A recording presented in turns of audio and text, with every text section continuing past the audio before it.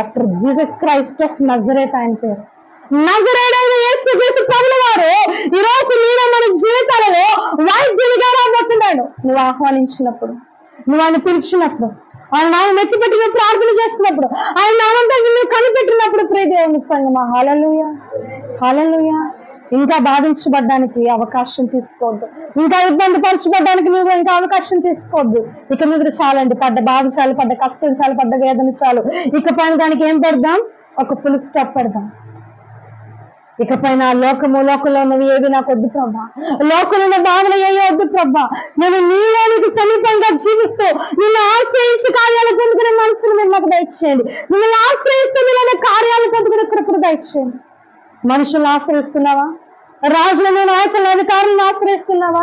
ధనాన్ని ఆశ్రయిస్తున్నావా? నీకున్నటువంటి వనరులను ఆశ్రయిస్తున్నావా? నీకు ఏమైతే ఉంటే బాగుంటుందని దేవుని పని